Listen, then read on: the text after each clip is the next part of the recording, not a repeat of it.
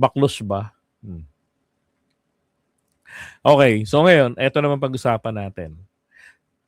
Good morning po sa inyo. So, di ba kabakailan lang nagkaroon ng bakbakan at 19 ho ang namatay kasama yung dalawang foreign germs na PhilAm. Okay? Diyan sa mga NPA. Pero sinasabi nila hindi daw po NPA. Ito po linawin ko lang si Aliza Alano. Yan. Yan ho ang tunay na namatay na Aliza Alano. Hindi po itong magandang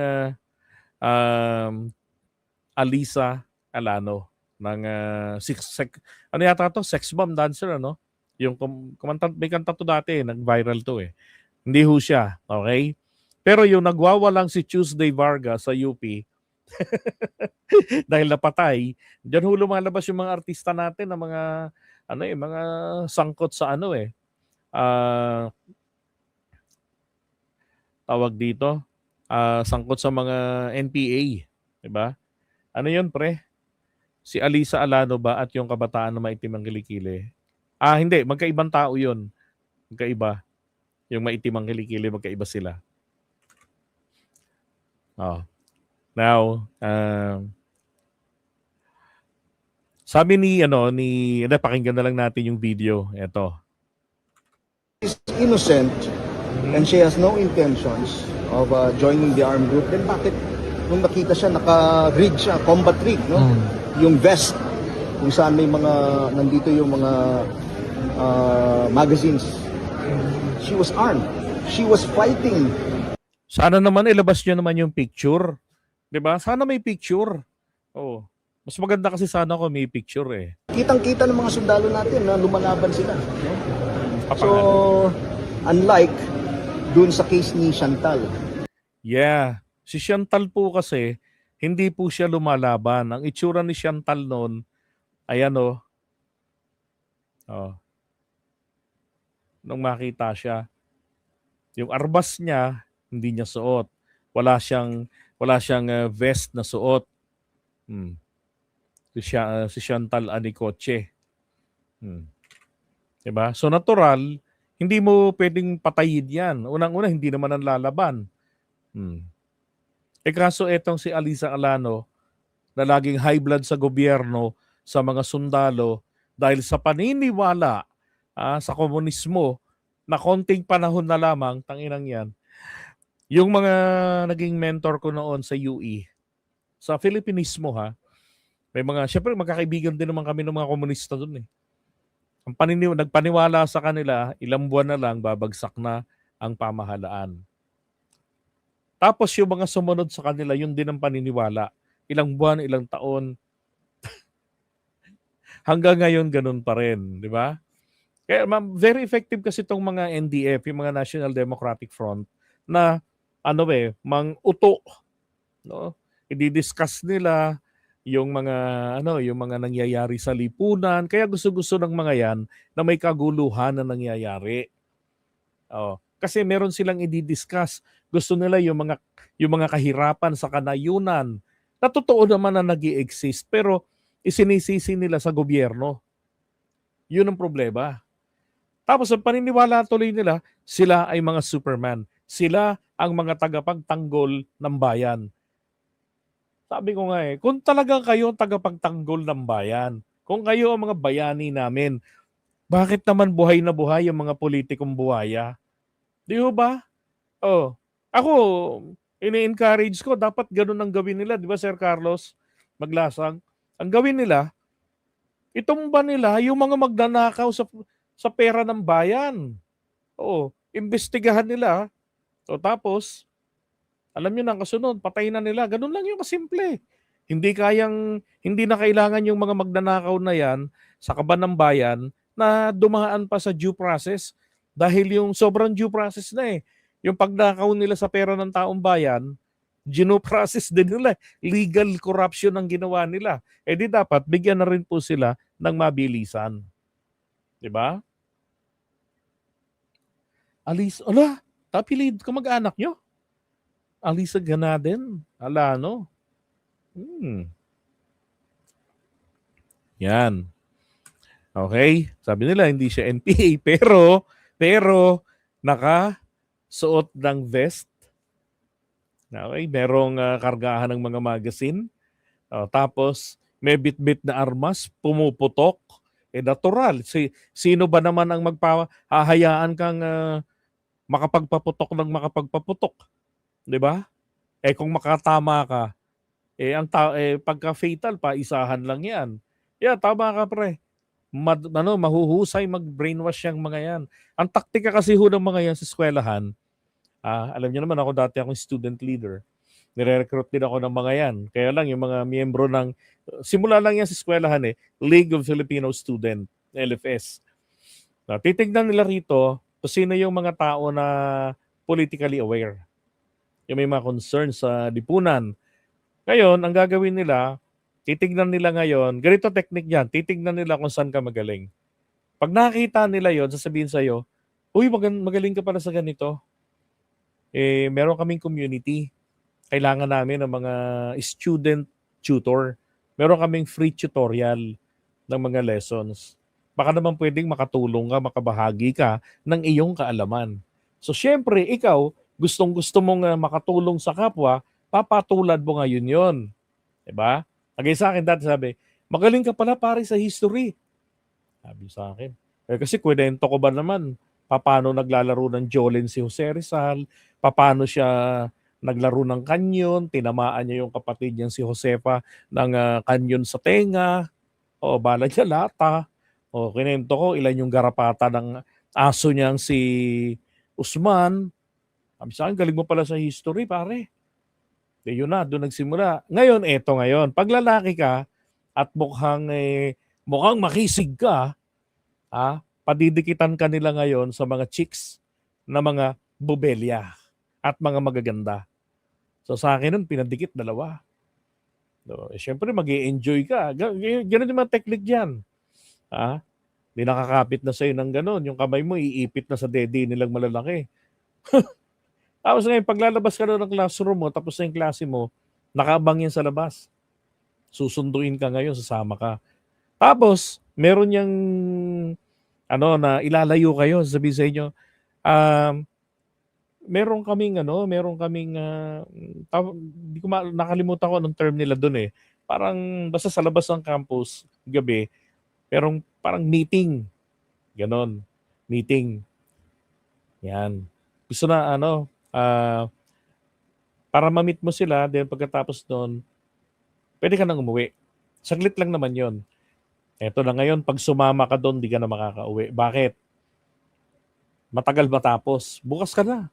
Para safe. Delikado sa daan Ganyan. At wala kang mararamdaman pang mga NPA sila. Pero mapapansin mo dyan na nakapaligid, yung mga lalaking maiitim, mga sunog ang balat, maitim ang labi. Tapos, ang mga pantalon nila, mga putikan, yung laylayan, yung sneakers nila, may putik-putik. Yan yung mga bagong baba galing bundok. Tapos sa mga student organizations, sa mga opisina nila, present po yung mga ganun ang itsura, mga long hair, na yung humaba ang buhok, na halatang hindi nakakapagpagupit. Ganon. Yan. Kasi yung mga kulay sunog, ganyan. Parang yung mga nag-aararo sa bukid. Ganon ang itsura nila. Tapos pag yung mga yan ang nagsalita, shit, talagang marubdob. Talagang pagtapos mo silang pinakinggan kori-copy ko naman. Pagkatapos mo silang pakinggan, talagang gusto mo na gusto mo na talaga na na magwala na, magharakiri na sa Mindiola. Ganun po karubdob yung kanilang itinatanim sa tao. Ganyan. Oo. Tapos bibigyan ka ngayon ng mga posisyon, di may responsibility ka na. Talagang hindi ka na makakawala sa kanila. Tapos may pangyayari pa diyan na dadalhin na kayo ngayon sa bundok. Ito yung immersion. Na para maramdaman niyo, makita ninyo yung kahirapan na nangyayari sa kabundukan. Hindi kabundukan, sa kanayunan. Ganun yung sasabihin nila sa inyo. Pagkatapos ngayon yan, eto na pagdating mo doon. meron diyang kakain kayo, alam niyo yung budol fight. Oh, ang tawag doon, communalism. Ganon, sama-sama kayo ngayon doon, kakamay kayo. Ganyan. So, pagka ikaw, maalwang buhay mo, hanggang lumaki ka, yung mga bagay na bagong ganyan sa'yo, talagang yan immerse talaga sa'yo yan, eh, tapos maririnig mo na yung mga hinaing nila, mga inapi sila, yan. Hanggang sa, may chance naman po yan. Parang 2 buwan yan eh. Papipiliin na kayo ngayon kung ikaw ba magpapatuloy dyan o hindi. Kaya lang syempre dahil marubdob na yung kalooban mo at paniniwala nyo, ilang buwan na lang, puputok na ang Revolusyon Bayan. Yun na yung problema ngayon. Hindi ka nabababa. Mag-i-stay ka doon. Wala na pong babaan yan. Ito pa, ang nire-recruit po nila mga matatalino, mga magagaling. Okay? Ngayon, yun pong yung mga engot, yun po yung ginagawa nilang NPA. Nagre-recruit din sila ng mga engot at yung mga pumapatay nila, yung mga NPA talagang direkta, yun yung mga taga-bundok. Yung mga taga-bukid na nakaranas ng kaapihan sa mga mayayaman sa kanilang lugar na agawan ng lupain. Sila ngayon ang nire-recruit nila. Kaya nga ang ginagawa nila ay, halimbawa may government project, farm to market road, susunugin nila yon. Yung mga kagamitan para hindi matuloy. Para yung mga taga-bundok, lagi nilang mararamdaman, inapi kami ng gobyerno. Hirap na hirap ang buhay namin. Pero ang sumunog ng equipment sa mga NPA. Pero ang paliwanag sa mga taga-nayon ay yang mga yan ay may hindi magandang layunin dito sa atin. Kaya namin yan sinunog. Ganun gagawin nila. I-justify nila yung ginawa nila. Tapos tataniman nila ng galit yung mga tao. Ganyan ang mga kagaguhan nila. Oh. Meron nga kaming ka-eskwela dati. Hindi naman ka-eskwela. Taga-com arts yun. Magandang babae. Nabuntis. May kaya pamilya nila. Tapos namundok. Yung parents niya pumunta ng school at hinahanap dun sa dean. Siyempre, hindi naman malaman ng dean kung anong ginawa nun. Dahil hindi naman kumukuha ng permit yung mga yan eh. Basta't nag-awol na lang sa school yung bata. Yung maganda. So, maganda talaga kayo mangge, maganda. Maganda talaga. Pag makita mo, sasabihin mo talaga maganda. Aba, makalipas po yung 2 buwan, ito na ngayon. Buntis, umuwi. Hindi niya alam sino ang tatay. Ang kumabayo, mga commander sa bundok. Ang katuwiran, ang pag-aari mo ay hindi talaga sa'yo. Pag-aari yan ng lahat. Kumbaga, yung pek-pek mo, para yan sa lahat. Ganon ang ginawa sa kanya. Ito ngayon ang masakit. Ha? Pagkatapos doon, ang luka-lukang babaeng yon, bumalik pa rin ang bundok.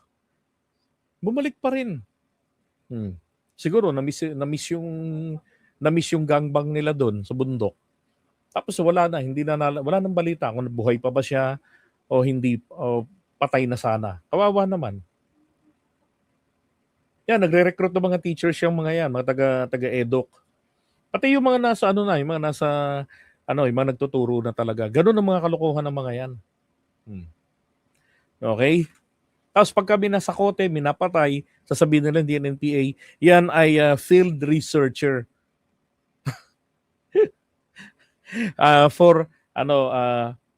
For immersion. Ganun yung mga nila. Ang nagbulgar niyan si Kaamihan. Yung naalala niyo nung panahon ni dating Pangulong Duterte, yung mga dating mga NPA cadres na mga nagsisuko. Ayun, si Kaamihan naman nagpapaliwanag diyan. At tama naman talaga. Yun din mga na-experience ko sa mga yan. Okay? And again, hindi po ako naging komunista. Ako po ay na-recruit lang, pero hindi ako pumatol sa mga yan. So, doon sa chicks nilang yung na-offer, yun lang. Pinatulad ko. Sayang yun eh. Ganda eh. Pero yung mga kalokohan nila, hindi. Alam niyo kung bakit? Madadala ka sa galing ng pagpapaliwanag. Pero, eto ngayon, yung aking kaibigan na mga miyembro ng League of Filipino Students at yung iba ay anak pa mismo ng mga kadre ng commander sa bundok. Nagsasabi sa akin, Pade, alam niyo na, taga Bicol, Pade, dai ka na magsali sa mga yan. at mapapahamak lang ang buhay mo diyan. Ganito 'yan. Hindi kami makaalpas kasi ang aming parents, mga parientes namin ay mga commander. Mga taga-norte din, gano'n din. Pare, huwag ka nang sumali diyan. Mahirap makaalis. Kami nga, gusto naming umalis. Kaya lang magulang namin, miyembro. Oh, kaya hindi ako sumama diyan. At doon nakilala ko sila ka Ronald Lumbao ng PMAP. Sila yung mga hardliner na sumusunod sa the Philippinism or the Filipino ideology na itinatag ni Marcos Sr. noong 1972. Okay? Now, going back. Ito ho, again si Aliza Alano. Oh, and then si Aifa Medina itong isa. Yan. So hindi siya yon, hindi itong magandang ito. At hindi rin yung babaeng taga-UP na maitim ang kilikili yung napatay. Alam ko, hindi yon, iba. At dalawa raw po diyan ang napatay. Ito, si Lyle Frijoles. Okay lang yun, deserve. Lang yan, pumunta kayo ng Pilipinas, di ba? Para ano. Oh. Tsaka nauuso ngayon ang mga PhilAm recruits pinauuwi ng Pilipinas para maghasik ng lagim. Oh, ito pa yung isa. Si Kai Zorem. Hindi ko alam kung alam ko badig to eh. Parang na-meet na namin. Parang Go Philippines, parang na-meet na natin to eh, di ba? Nung SONA ni PBBM noong 2024, kung nagkakamali nun, SONA noong 2024 o 2023 ba yun? Doon sa EDSA na yung mga nasa paligid dong, 'di ba, kino-cover natin yung mga nagrarally. Tapos may mga foreigner doon. Parang doon ko to nakita eh. Ngayon, ay balikan lang natin si Bronner. Ito. Huli sa Mindoro. No? Nung nakita siya ng mga tropa, hindi siya lumalaban. Yung armas niya ay malayo sa kanya. So what did we do? We took her into our custody. We gave her the proper medical attention, and tinawag He was talking about Chantal Anicoche. pa natin yung kanyang mga magulang. Sinundupan siya ng kanyang mga magulang, and she was brought back to the United States. So, ang ating mga sundalo ay hindi human rights violators. In fact, we respect the human rights of people.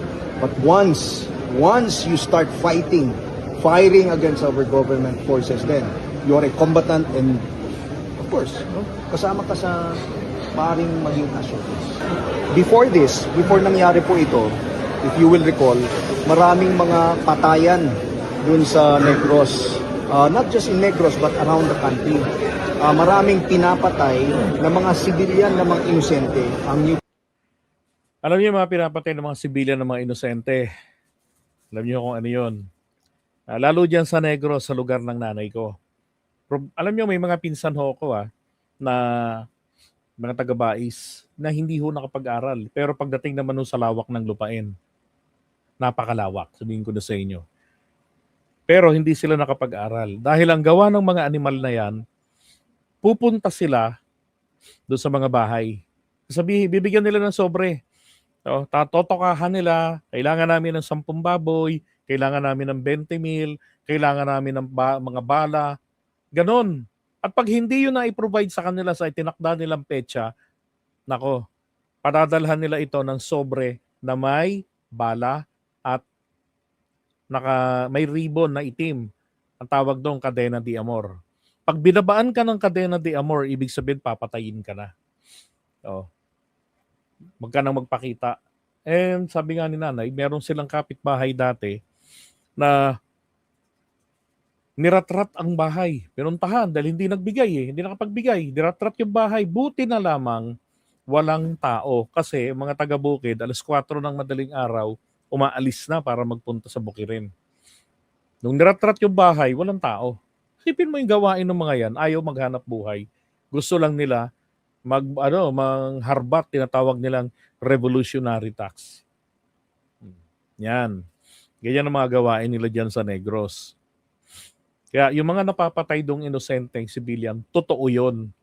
Yung i-recruit nila sumama sa kanila para maging combatant, mayaw, patayan sa kanila.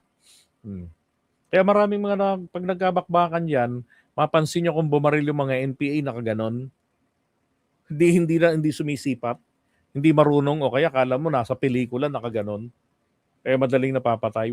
Oh, yan yun, nang walang training.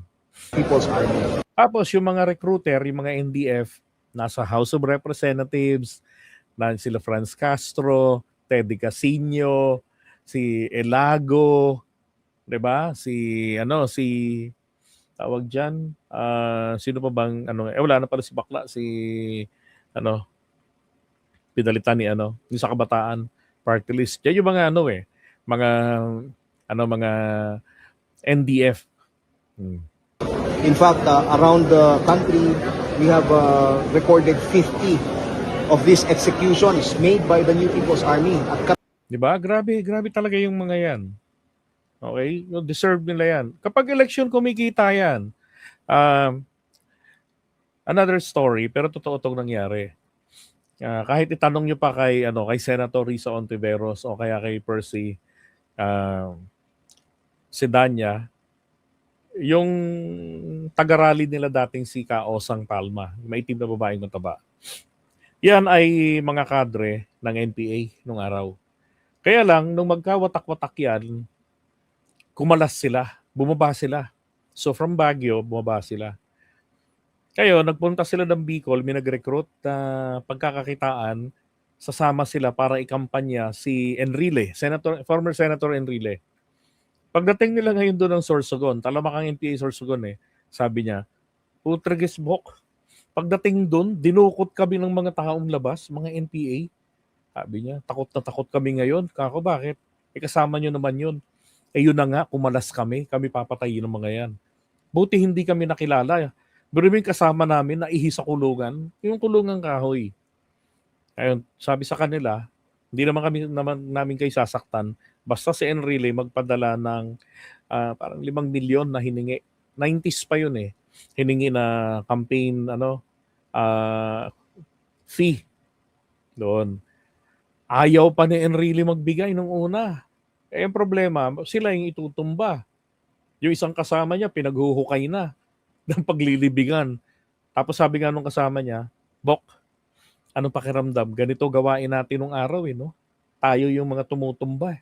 Kaya nga ngayon putragis, tayo ngayon tong nasa ganitong sitwasyon nila. So, ngayon, nung malapit na silang itumba, nakapag pinaghukay na sila ng paglilibigan nila, kasi pag nahukay naman, babalik pa naman sila sa kulungan para sa negosasyon. Pumayag na si Enrile, nagbigay ng 5 milyon. Pinawalan sila. Ang babait pa nga daw Pasensya na kayo Hindi ba namin gusto to kaya lang yung politiko nyo Yung mga yan, kailangan magbayad ng revolutionary tax. Kasi pag nanalo naman yan, magnanakaw na naman yan Sabi sa kanila. Sabi niya, utangin na po. Bicolana rin yun Uwi, taga Sorsogon, uwi na nga lang ako sa amin. Takot na takot siya. Oo. Ganyan ang mga galawan ng mga yan. Yan yung mga lugar na yan, mga yan, NPA-infested area yan. Laguna, Sorsogon, meron din sa Camarines Sur, tapos dyan sa Negros Oriental, Mindoro, at saka dyan sa may bandang lugar ng mga Waray, meron din dyan. Kaya nga nung napwesto si Palparan, tsaka doon sa Pangasinan, kung saan niya napunta, 80% ng presensya ng mga NPA ang nawawala. Kasi yan ang berdugo si Palparan. Kaya nga tamang nakakulong yan kasi kung hindi, papatayin niya yung mga yan. Ay nako. But again, good job sa Armed Forces of the Philippines at naubos nila yung 19 kasi nagwawala ho yung mga NPA na nasa Kongreso. Biruin mo yung bakbakan daw. Ayun, permit to campaign. Thank you. Yun. Yung bakbakan daw, 19. Ubus daw yung 19. Wala man lang daw survivor na tawag diyan na nabuhay, na sugatan.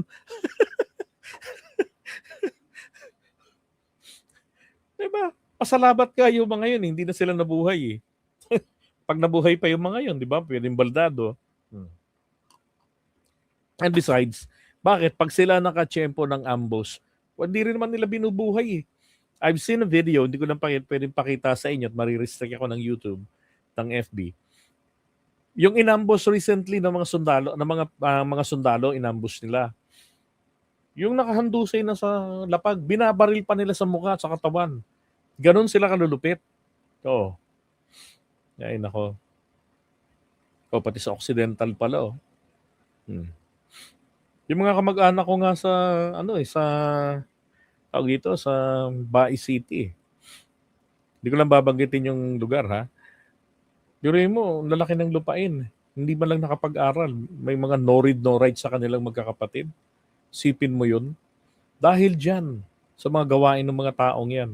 Hindi na sila, binubuhay na lamang nila yung mga yan. Pero mag-alaga silang baka para sa birthday ni Commander. Tapos ang pagkain nila, kamote.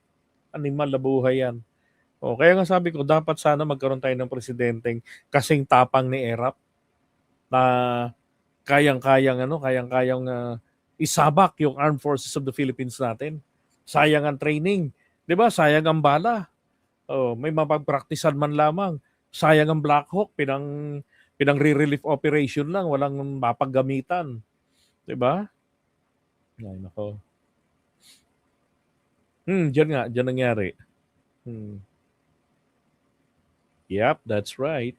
At marami sa kanilang yumaman, yung mga anak-anak nga ng mga commander ng mga animal na yan, saan? Nag-aaral sa Amerika. Galit sa Amerika, pero yung mga anak nag-aaral sa Amerika. Doon nakatira. Di ba?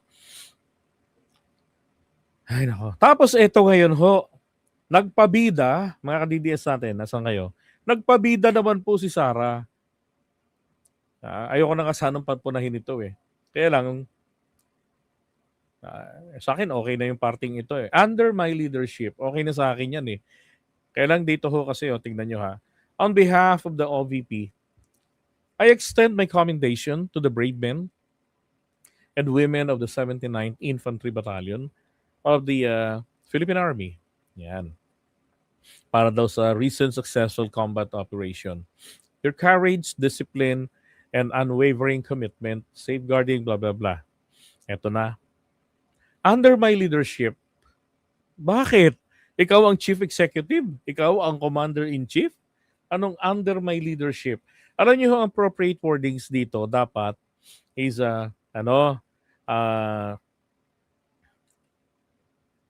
under office or in behalf of the office of the Vice President. Dapat ganon.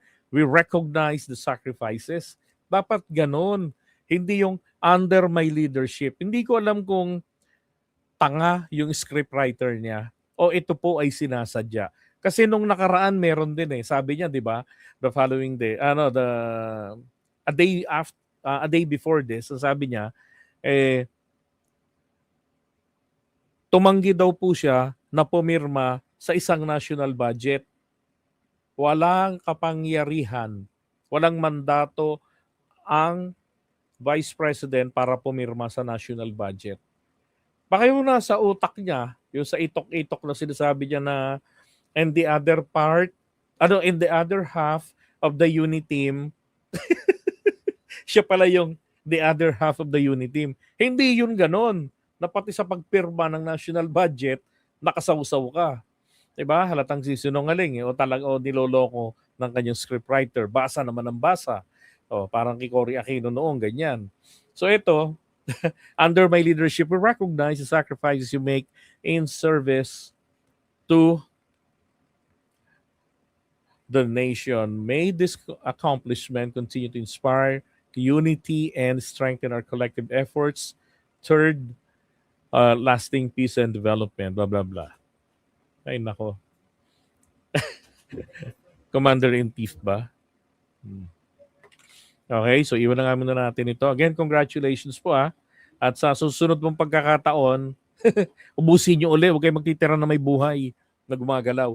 Ngayon, meron pong may tanong po dito. Sabi, Sir, pabor ka ba mategi lahat ng mga corrupt politicians? Opo.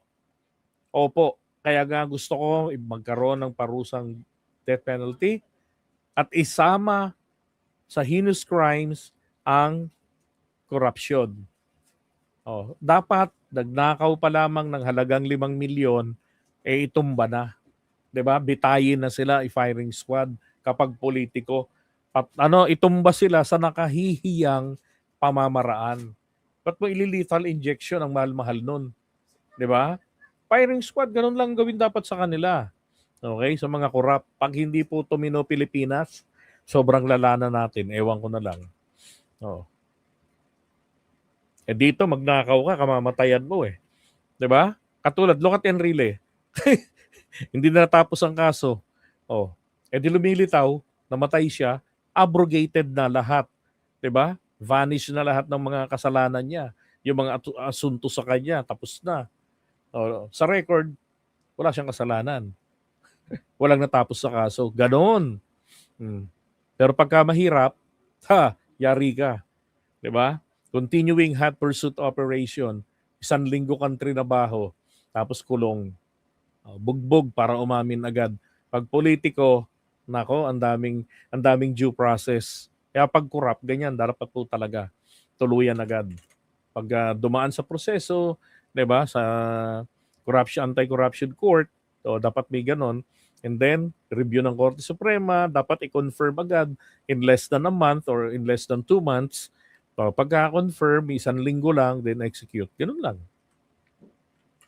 Okay?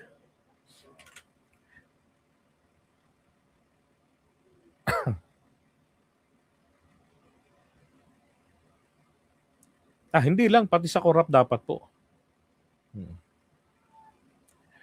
Habang pinagtutulungan bugbugin ng paninira kay Saraulo, lalo siyang lumalakas at nagmamahal sa kanya. Okay, tingnan natin. Paninira. Alam niyo, pagkakulto ganyan eh.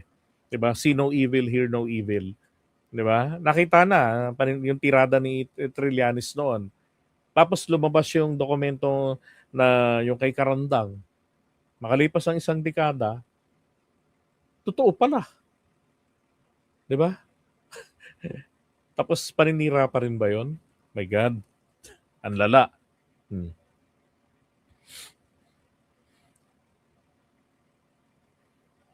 Okay lang, walang problema doon kahit maubos yung mga yan. Bakit? Mauubusan ba ang Pilipinas ng mga magagaling leader? Magkakaroon po ng pagkakataon ng mamamayan na makapaghalal ng mga matitino, at kung hindi ka pa tumino, naku, ewan ko na lang, next in line ka talaga. 'Di ba? Kaya titinuho mga politiko natin. Oh. Tsaka dapat, sa public servant, dapat po dyan, ang sweldo nilang lahat, minimum wage lang. Or at least 1,000 pesos per day. 'Di ba? Diba, presidente. 1,000, 2,000 pesos per day. Okay na 'yun. 24/7 naman siya. 'Di ba? Marami namang pribilehiyo. Pag natapos yung kanyang termino na 6 na taon, bibigyan siya ng ng pabaon 10 milyon. Ganun lang. 'Di ba? Kapag nagnakaw, firing squad. 'Di ba? Ganun dapat. Putragis, titino talaga ang Pilipinas. Sabi ko nga nangangarap ang mga Pilipino maging katulad ng Singapore. Then think like Singaporeans. 'Di ba? Dapat yung sistema natin, sistemang Singaporeans din. Hindi yung pag may korupsyon lang ayaw makialam ng mga Pilipino. 'Di ba? Kaya nawiwili. Tapos ang mga korte natin sobrang kupad mag-handle ng kaso. Bakit? Nalagyan eh. Isipin mo kapag corruption ang pinag-usapan, ang inang yan, 20 anyos, 10 taon bago ma-resolba. Hinihintay, kamatayan na lang nung tanong akusado. Ano yun? Bakit pag sa politikong mayayaman, tumitigil, bumabagal yung utak nila? Pagdating dun sa mga mahihirap, ang bilis ang proseso. Inang yan. Ano yun? Alisin na lang. Ay, wag! Makikipagsabwatan pa yan. Magiging mga Congress, magiging mga contractor yung mga yan. 'Di ba? Pag nagnakaw po, alam na. Unang-una, alam naman nila kahihinat na nila. Ba't nila ginawa? 'Di ba? Dapat ganun. Sabi nga Duralex sed lex, the law may be harsh, but it is still the law. Ang purpose ng batas is to ensure order. Pero kung hindi maipapatupad ng tama ang batas, nako po, walang order. 'Di ba?